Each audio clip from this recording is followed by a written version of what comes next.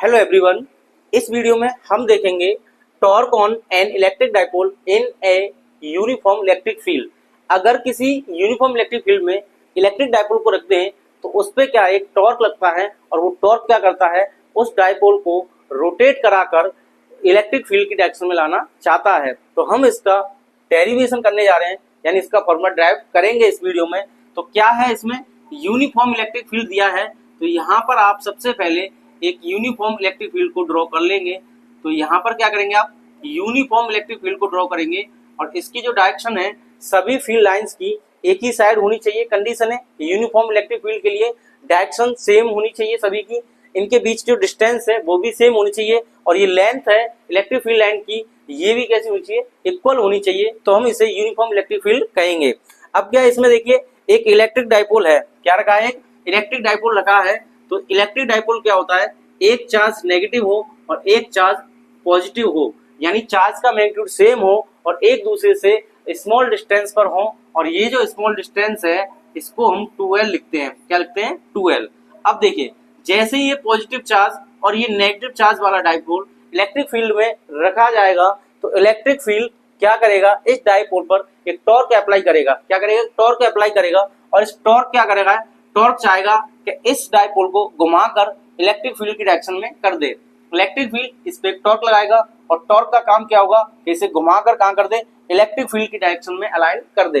तो यहाँ पर देखिए, पॉजिटिव चार्ज पर जो फोर्स की डायरेक्शन होगी in the same direction of electric field, यानी इलेक्ट्रिक फील्ड की जो डायरेक्शन होती है उधर ही फोर्स की डायरेक्शन हो जाएगी। तो हम कह सकते हैं इस पर जो फोर्स की डायरेक्शन होगी वो किधर हो जाएगी, in the direction of electric field. तो ये आएगा फोर्स की डायरेक्शन किधर हो जाएगी, in the direction of electric field. Negative charge पर अगर फोर्स की बात करें तो इसकी डायरेक्शन क्या होगी, फोर्स की opposite to the electric field. और यहाँ पर लिख देंगे आप F इक्वल टू QE। आप यहाँ देख सकते हैं कि F इक्वल टू QE की डायरेक्शन सेम डायरेक्शन में है। जब ये पॉजिटिव चार्ज पर F की डायरेक्शन आप निकाल रहे हैं और नेगेटिव चार्ज पर जब F की डायरेक्शन देखेंगे तो इलेक्ट्रिक फील्ड के अपोजिट डायरेक्शन में है। और हम यहाँ देख सकते हैं कि इनका लाइन ऑफ एक्शन इस फोर्स का और इस फोर्स का क्या है, डिफरेंट है, यानी अलग अलग है, सेपरेटली है। तो हम क्या कहेंगे कि ये कपल बनाएगा। ये क्या बनाएगा, कपल। और कपल का क्या बनेगा, टॉर्क बनेगा। और वो टॉर्क क्या करेगा, ये वाला फोर्स और ये वाला फोर्स इसे रोटेट करेगा। ये टॉर्क की वजह से ये इस तरीके से रोटेट करते करते ये दोनों फोर्स क्या चाहेंगे कि डाइपोल घूमकर कहाँ जाए, इलेक्ट्रिक फील्ड की डायरेक्शन में आ जाए। तो यहाँ से देखिए, मैं एक लाइन को ड्रॉ कर रहा हूँ पैरेलल। ये लाइन यहाँ पे आएगी और कितना एंगल बनाएगी, 90 का। इस पॉइंट का नाम अगर A लिख दूं, इस पॉइंट का नाम अगर मैं B लिख दूं, तो ये पॉइंट हो गया C। तो ये जो BC है इसको हम परपेंडिकुलर डिस्टेंस कहेंगे। तो परपेंडिकुलर डिस्टेंस की अगर हमें रिक्वायर्ड होगी तो इसकी वैल्यू को हम फाइंड करेंगे। तो देखिए क्या आएगी, तो यहाँ पर अगर एंगल थीटा है, यहाँ पर अगर एंगल थीटा है तो आप यूज करोगे साइन थीटा। क्या करोगे, साइन थीटा। और साइन थीटा क्या होता है, परपेंडिकुलर अपॉन हाइपोटेनियस। क्या होता है, परपेंडिकुलर अपॉन हाइपोटेनियस। तो परपेंडिकुलर की वैल्यू क्या आएगी, यहाँ पे देखिए एंगल के सामने परपेंडिकुलर होता है तो ये हो गया आपका BC। और हाइपोटेनियस क्या हो गया, 90 के सामने होता है हाइपोटेनियस, तो ये हो जाएगा 2l। इस 2l को मैं साइन थीटा से मल्टीप्लाई कर दूं तो ये आ जाएगा sine theta multiply with 2l। और ये किसके इक्वल आ गया, BC के। तो BC क्या है, यहाँ पर परपेंडिकुलर डिस्टेंस है किसकी, जो लाइन ऑफ एक्शन है उनके लिए। ठीक है ना। तो हमने यहाँ पे BC की वैल्यू को निकाल लिया है, क्योंकि BC की वैल्यू जो परपेंडिकुलर डिस्टेंस है वो टॉर्क निकालने के लिए यूज होगी, क्योंकि टॉर्क का फॉर्मूला होता है फोर्स इनटू परपेंडिकुलर डिस्टेंस। तो यहाँ पे बात करते हैं टॉर्क की। तो देखिए टॉर्क क्या आएगा, तो टॉर्क का जो फॉर्मूला होता है, क्या होता है टॉर्क का formula, force multiply with perpendicular distance. क्या होता है, force multiply with perpendicular distance. तो देखिए फोर्स क्या है, इन दोनों फोर्स में से किसी एक का मैग्नीट्यूड ले लीजिए। तो यहाँ पे आ जाएगा QE और परपेंडिकुलर डिस्टेंस कितनी यहाँ पर, BC। और VC की वैल्यू क्या है, तो ये आ जाएगा QE, BC की वैल्यू है 2l साइन थीटा। कितनी है यहाँ पर, 2l साइन थीटा। अब देखिए इसको मैं ऐसे लिखता हूँ Q इंटू 2l और यहाँ पर आ जाएगा E साइन थीटा। अब Q इंटू 2l जो होता है ये क्या होता है, इलेक्ट्रिक डाइपोल मूवमेंट होता है। तो इसको हम शो करते हैं P से, तो आ जाएगा PE साइन थीटा। और किसके इक्वल आ जाएगा, ये टॉर्क के। यानी जो टॉर्क डाइपोल को इलेक्ट्रिक फील्ड में रखने पर अप्लाई होता है डाइपोल पर, जो क्या चाहता है कि ये जो इलेक्ट्रिक डाइपोल है अलाइन हो जाए, यानी in the same direction of electric field की डायरेक्शन में आ जाए। इसके लिए टॉर्क का जो फॉर्मूला आता है क्या आता है, P साइन थीटा होता है। और याद रखें ये यूनिफॉर्म इलेक्ट्रिक फील्ड के लिए है। किसके लिए? यूनिफॉर्म इलेक्ट्रिक फील्ड के लिए है। अगर इसको आपको लिखना है वेक्टर फॉर्म में तो आप यहाँ लिखेंगे इन वेक्टर फॉर्म। तो वेक्टर फॉर्म में कैसे लिखेंगे? तो टाउ क्या है? ये वेक्टर क्वांटिटी होती है, वेक्टर लगा दीजिए। P वेक्टर क्वांटिटी होती है, इसको लिख देंगे P क्रॉस E।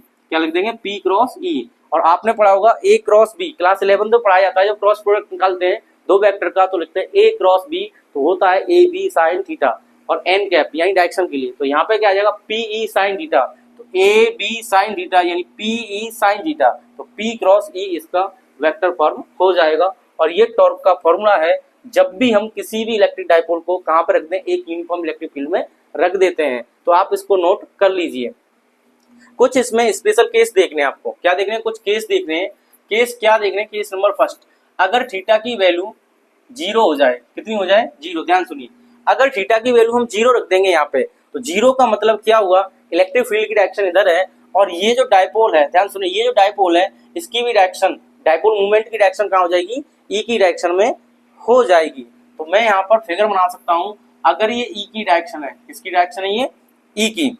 तो यहाँ पर क्या करेंगे? डाइपोल की डायरेक्शन आप दिखाएंगे तो ये हो जाएगा नेगेटिव चार्ज और ये हो जाएगा आपका पॉजिटिव चार्ज, और इसकी जो डायरेक्शन है ये हो जाएगी। तो पी वेक्टर और ई वेक्टर की जो डायरेक्शन है सेम हो जाएगी। पी वेक्टर और ई वेक्टर की डायरेक्शन सेम हो जाएगी, तो एंगल कितना हो जाएगा? ये थीटा कितना हो जाएगा? 0। और थीटा 0 हो जाएगा तो हमें टाउ निकालना है। तो टाउ क्या होता है? P E sine theta. तो ये आ जाएगा पी ई साइन थीटा का मतलब साइन 0, और पी ई साइन 0 की वैल्यू कितनी होती है? 0। तो इसका मल्टीप्लाई कर देंगे तो क्या आ जाएगा? 0। तो टाउ की वैल्यू कितनी आ गई? 0। तो हम ये कह सकते हैं अगर इलेक्ट्रिक डाइपोल की जो डायरेक्शन है, यानी डाइपोल को आप electric field, uniform electric field की डायरेक्शन में रख देंगे, यानी इन दोनों की डायरेक्शन कैसे हो जाएगी? सेम हो जाएगी। तो टाउ की फॉर्मूला में साइन की वैल्यू 0 लगाने पर टाउ का जो वैल्यू आएगा वो कितना आएगा? 0 आ जाएगा। हम कह सकते हैं इस कंडीशन में इलेक्ट्रिक फील्ड डाइपोल पर कोई भी टॉर्क अप्लाई नहीं करेगा। तो no torque applied by E on electric dipole. तो इलेक्ट्रिक डाइपोल पर कोई भी टॉर्क अप्लाई नहीं होगा। किसके द्वारा? इलेक्ट्रिक फील्ड के द्वारा। अगर एंगल की वैल्यू, केस नंबर सेकंड, अगर हम थीटा की वैल्यू 90 लिखते हैं, कितना लिखते हैं? 90, तो टाउ क्या आ जाएगा? Tau equal to P sine 90 हो जाएगा। और साइन 90 की वैल्यू कितनी होती है? 1 होती है। और आप ये कह सकते हैं कि साइन थीटा की जो 1 वैल्यू होती है वो मैक्सिमम वैल्यू होती है। तो टाउ की जो वैल्यू आएगी वो कितनी आ जाएगी? यहाँ पर पीई, कितनी आ जाएगी? पीई। और यहाँ पर आप लिख देंगे मैक्सिमम। क्या लिख देंगे? मैक्सिमम। तो जब भी आप इलेक्ट्रिक फील्ड के परपेंडिकुलर किसको रख दें? डाइपोल को रख दें। किसको रख दें? डाइपोल को रख दें। तो यहाँ प्लस क्यू और यहाँ माइनस क्यू, इस तरीके से रख देंगे तो यहाँ पर जो टॉर्क होगा वो मैक्सिमम होगा। कैसा टॉर्क होगा? मैक्सिमम। और इस कंडीशन में कैसा हो गया? 0। एक और कंडीशन, अगर हम क्या करें? इसके अपोजिट रख दें, यानी माइनस क्यू इधर आ जाए, प्लस क्यू इधर आ जाए, तो आप देख सकते हैं इलेक्ट्रिक फील्ड के क्या होगा? ये अपोजिट डायरेक्शन में होगा, यानी एंगल जो हो जाएगा 180 हो जाएगा। कितना हो जाएगा? 180। अब 180 हो जाएगा तो साइन की वैल्यू कितनी आ जाएगी? यहाँ पे साइन 180, और साइन 180 कितना होता है? साइन 180 होता है 0। तो साइन 180 की वैल्यू कितनी होती है? 0।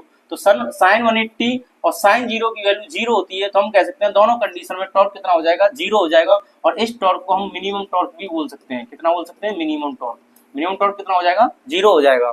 ठीक है ना? तो इस तरीके से हम क्या करेंगे? इन दोनों तीनों कंडीशन में, इन दोनों तीनों केस में हम ये देख सकते हैं अगर एंगल 90 है इस वाली कंडीशन में तो टॉर्क मैक्सिमम होगा, और इन कंडीशन में देखें इसके कंपेयर में इसमें टॉर्क क्या हो जाएगा? मिनिमम हो जाएगा। ठीक है ना? तो इसको हम आप जो है नोट कर लीजिए। कर लिया? तो देखिए यहाँ पर देखिए मैंने आपको दिखाया है कि एफ की वैल्यू इधर है और एफ की वैल्यू इधर भी है, दोनों का लाइन ऑफ एक्शन अलग है और अपोजिट डायरेक्शन है। अगर आपको एफ नेट फाइंड करना है, क्या करना है? F net find. तो ये क्या है? अगर इस डायरेक्शन को पॉजिटिव ले तो ये डायरेक्शन कैसे हो जाएगी? नेगेटिव हो जाएगी। तो आप यहाँ पर लिखेंगे क्यू ई पॉजिटिव हो जाएगा, और ये कैसा हो जाएगा? नेगेटिव। तो माइनस के क्यू ई, और ये दोनों एक दूसरे से क्या हो जाएंगे? 0 हो जाएंगे। तो यहाँ पर आंसर क्या आ जाएगा? 0 आ जाएगा। तो ऐसी सिचुएशन में इस डाइपोल पर जो नेट फोर्स होता है, नेट फोर्स कितना होता है? 0 होता है। तो नेट फोर्स कितना हो जाएगा, 0 हो जाएगा। और इस कंडीशन में देखिए अगर नेट फोर्स 0 हो, नेट फोर्स अगर 0 हो और टाउ की वैल्यू भी 0 हो और एंगल कितना है, 0 है, तो ऐसी कंडीशन को हम स्टेबल कहते हैं। कौन सी, स्टेबल इक्विलिब्रियम कंडीशन कहेंगे। क्या कहेंगे इसे, स्टेबल इक्विलिब्रियम। तो यहाँ पर लिख देंगे आप इक्विलिब्रियम, तो स्टेबल इक्विलिब्रियम कंडीशन कहेंगे इसे, ठीक है ना। दूसरी बात सुनिए, अगर 90 वाली कंडीशन है, कौन सी वाली कंडीशन है, 90 वाली कंडीशन है, तो इसमें कितना हो जाएगा, मैक्सिमम हो गया, ये स्टेबल इक्विलिब्रियम है। और 180 के लिए देखें तो यहाँ पर भी क्या होगा, इक्विलिब्रियम कंडीशन होगी। इक्विलिब्रियम कंडीशन का मतलब है कि ई क्या करेगा, इस पर कोई भी टॉर्क अप्लाई नहीं कर पाएगा और ये जो फोर्स है इस डायपोल को खींचने का काम करेंगे। 0 एंगल के लिए इसे खींचेंगे, अगर 180 हो जाएगा तो कंप्रेस होगा, यानी दबाने का काम करेगा। किसका काम करेगा, दबाने का। तो हम 180 के लिए कितना रख देंगे, टॉर्क कितना हो जाएगा, 0 हो जाएगा। टॉर्क कितना हो जाएगा, 0 हो जाएगा। नेट फोर्स कितना हो जाएगा, 0 हो जाएगा। तो 180 के लिए भी यही कंडीशन आएंगी, लेकिन ये क्या हो जाएगा, अनस्टेबल इक्विलिब्रियम हो जाएगा। कैसा हो जाएगा, अनस्टेबल इक्विलिब्रियम। अनस्टेबल इक्विलिब्रियम और स्टेबल इक्विलिब्रियम क्या होता है, स्टेबल इक्विलिब्रियम का मतलब है अगर डायपोल को आप in the direction of electric field, यानी इलेक्ट्रिक फील्ड की डायरेक्शन में डायपोल को रख देते हैं, तो डायपोल को थोड़ा सा भी क्या करते हैं, थोड़ा सा भी किसी एंगल पर झुकाते हैं तो वापस वहीं आ जाता है। थोड़ा सा भी झुकाएंगे वापस वहीं आ जाएगा, तो स्टेबल इक्विलिब्रियम। अगर आप अनस्टेबल इक्विलिब्रियम की बात करें तो आप थोड़ा सा झुका दीजिए तो क्या घूम जाएगा, क्या हो जाएगा, घूम जाएगा। तो उसे कहेंगे हम अनस्टेबल इक्विलिब्रियम। क्या कहेंगे, अनस्टेबल इक्विलिब्रियम, ठीक है ना। तो ये आप याद रखना, दो चीजें याद रखनी है आपको। क्या रखना है, एक होता है स्टेबल इक्विलिब्रियम, एक होता है अनस्टेबल। क्या होगा, अनस्टेबल इक्विलिब्रियम। तो अनस्टेबल इक्विलिब्रियम, स्टेबल इक्विलिब्रियम क्या होता है, इसमें क्या होगा, थीटा हो गया आपका 0, एफ नेट हो गया 0 और टॉर्क कितना हो गया 0, ठीक है ना। ये कंडीशन होगी। ऐसे इसमें देखिए थीटा हो जाएगा आपका 180, एफ नेट कितना हो जाएगा 0 और टॉर्क कितना हो जाएगा 0। इन दोनों में फर्क क्या है, अगर आप क्या करेंगे, यहाँ इस कंडीशन में डायपोल को रखते हैं, इलेक्ट्रिक फील्ड इधर, डायपोल भी इधर, आप उसे थोड़ा सा उठाइए वापस वहीं आ जाएगा। थोड़ा सा किसी एंगल पर अप करोगे वो वापस वहीं आ जाएगा, नीचे घुमाओगे तब भी वापस वहीं आ जाएगा। इस कंडीशन को स्टेबल इक्विलिब्रियम कहेंगे। और अनस्टेबल का मतलब है आप इस पे उल्टा करिए, इलेक्ट्रिक फील्ड की डायरेक्शन इधर और इलेक्ट्रिक डायपोल की डायरेक्शन इधर, आप इसे थोड़ा सा उठाइए तो ये घूम जाएगा। क्या हो जाएगा, ये घूम जाएगा। तो ऐसी कंडीशन को हम अनस्टेबल इक्विलिब्रियम बोलते हैं, ठीक है। आपको बात समझ में आ गई। देखिए इसके बेस पर करते हैं कुछ क्वेश्चंस। पहला क्वेश्चन है, an electric dipole with dipole movement. Dipole movement क्या होता है, P, और ये दिया है 4 × 10⁻⁹ और कूलम मीटर इसकी यूनिट है। Is aligned at 30 degree with the direction of a uniform electric field. Uniform electric field के साथ ये 30 का एंगल बना रहा है। मैग्नीट्यूड दिया है आपको 5 × 10⁻⁴ और ये दिया आपको न्यूटन पर कूलम। इसका मतलब यूनिट से आप पता लगाइए ये क्या है, इलेक्ट्रिक फील्ड है। क्या ये, इलेक्ट्रिक फील्ड। तो हमने लिख दिया यहाँ पर गिवन डाटा। पूछा है calculate the magnitude of the torque acting on the dipole. तो टॉर्क की वैल्यू आपको क्या करनी है, फाइंड करनी है। किसकी वैल्यू फाइंड करनी है, टॉर्क की। देखो टॉर्क क्या होता है, टाउ इक्वल टू क्या होता है, PE sin थीटा। अब P की वैल्यू कितनी है, P की वैल्यू आपको गिवन है 4 × 10⁻⁻⁴ मल्टीप्लाई करेंगे। E की वैल्यू क्या है, देखिए E की वैल्यू है 5 × 10⁻⁴, ठीक है। अब देखिए sin 30, तो यहाँ पर लिख देंगे sin 30, तो ये आ गया sin 30।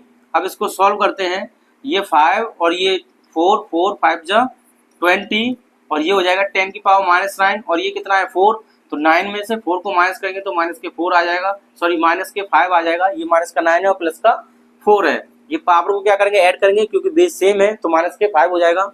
और यहाँ पे कर देंगे आप 1/2, 1/2 से ये 10 टाइम्स हो जाएगा। तो हम यहाँ पे लिखते हैं 10 × 10⁻⁵।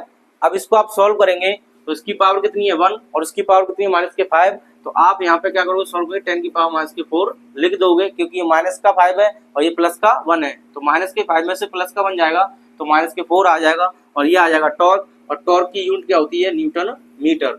जब भी आप न्यूमेरिकल करें तो उसमें यूनिट लिखना ना भूलें, वरना आपका मार्क कट जाएगा, ठीक है। तो ये इस क्वेश्चन का आंसर हो जाएगा। नेक्स्ट क्वेश्चन की बात करते हैं।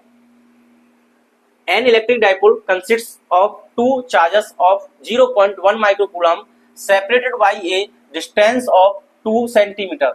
यानी आपको दो चार्ज दिए हैं, एक दिया है 0.1 माइक्रो कूलम और दूसरा भी दिया है 0.1 माइक्रो कूलम, और इनकी जो डिस्टेंस है वो कितनी है 2 सेंटीमीटर है। कितनी है 2 सेंटीमीटर। इस तरीके से लिख देंगे इस पॉइंट को ए और इस पॉइंट को बी। ये कह रहा है 2 चार्जेस हैं, एक का कितना दिया 0.1 और दूसरे की वैल्यू कितनी है 0.1 और ये कितना दिया आपको 2 centimetre. The dipole is placed in an external field of 10 की पावर 5 न्यूटन पर कूलम। आपको इलेक्ट्रिक फील्ड गिवन है, इलेक्ट्रिक फील्ड कितना गिवन है 10 की पावर 5 न्यूटन पर कूलम। नेक्स्ट है what maximum torque does the field exert on the dipole. तो टाउ मैक्सिमम की वैल्यू आपको क्या करनी है फाइंड करनी है। तो फॉर्मूला क्या हो जाएगा tau equal to P sine theta. अब देखिए पी गिवन है आपको, पी गिवन है कहीं नहीं गिवन है, तो ये जो दिया है ये क्या बन जाएगा डाइपोल बन जाएगा। ये डाइपोल हो जाएगा, एक हो जाएगा नेगेटिव और एक हो जाएगा पॉजिटिव और सेपरेटेड 2 सेंटीमीटर डिस्टेंस पर। तो इसको मीटर में कन्वर्ट करेंगे, सेंटीमीटर उठाएंगे 10 की पावर -2 लगाएंगे तो किस में आ जाएगा ये मीटर में आ जाएगा। तो यहाँ से क्या करेंगे आप P equal to Q multiply 2L को कर लेंगे। तो Q की वैल्यू कितनी है 0.1 माइक्रो का मतलब हो गया 10 की पावर -6 और ये 2L का मतलब इसकी डिस्टेंस, तो ये हो जाएगा 2 इंटू 10 की पावर -2। अब इसको आप सॉल्व कीजिए, डेसिमल हटाइए 0 बढ़ जाएगा। तो देखिए ये क्या आ जाएगा, ये हो गया आपका 2, ये 6 और ये कितना हो जाएगा 6 और 2 कितना हो जाएगा -8 और ये जब ऊपर आएगा तो ये हो जाएगा -1। ये डिनोमिनेटर से ऊपर आएगा तो क्या हो जाएगा -1। तो हम ये कह सकते हैं 2 मल्टीप्लाई विद 10 की पावर -9 और ये क्या हो जाएगा P की वैल्यू आ गई कूलम मीटर। तो हम यहाँ पे इसे पुट कर देंगे। अब इसे पुट करेंगे तो क्या लिखेंगे 2 मल्टीप्लाई 10 की पावर -9, E की वैल्यू कितनी है 10 की पावर 5 और साइन, देखिए साइन एंगल आपको गिवन है यहाँ पर नहीं गिवन है और पूछा है आपको टॉर्क मैक्सिमम। क्या पूछा है टॉर्क मैक्सिमम, और टॉर्क मैक्सिमम कब होता है जब साइन की वैल्यू कितनी हो +1 हो।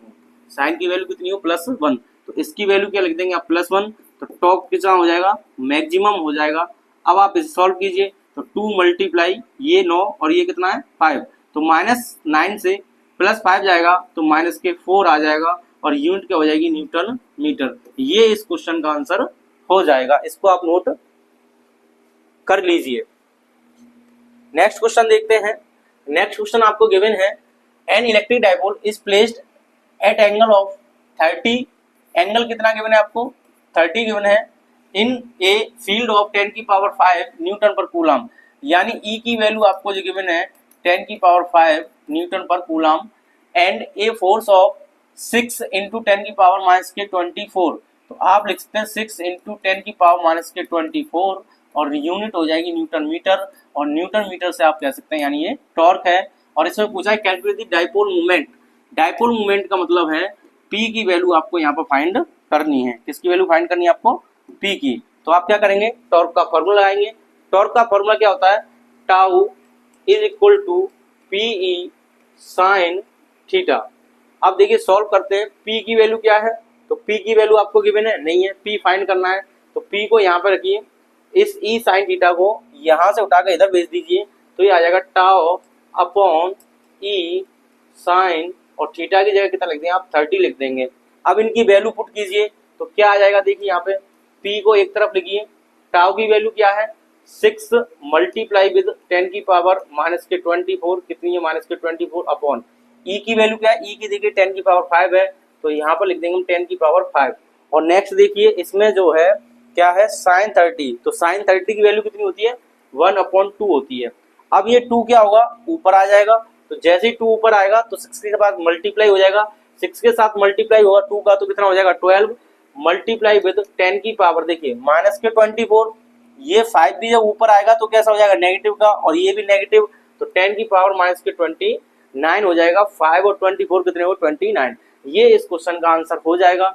P का यूनिट क्या हो जाएगा कूलम मीटर। और आप चाहें तो इसे डेसिमल में भी कन्वर्ट करके लिख सकते हैं, तो डेसिमल में कैसा आ जाएगा 1.2 और ये आ जाएगा 10 की पावर -28 कूलम मीटर। ये इस क्वेश्चन का आंसर हो जाएगा, ठीक है ना। तो आप इसे नोट कर लीजिए, ठीक है। तो इस वीडियो में इतना ही, मिलेंगे नेक्स्ट वीडियो में। जब तक आप पढ़ते रहिए, मुस्कुराते रहिए। जय हिंद।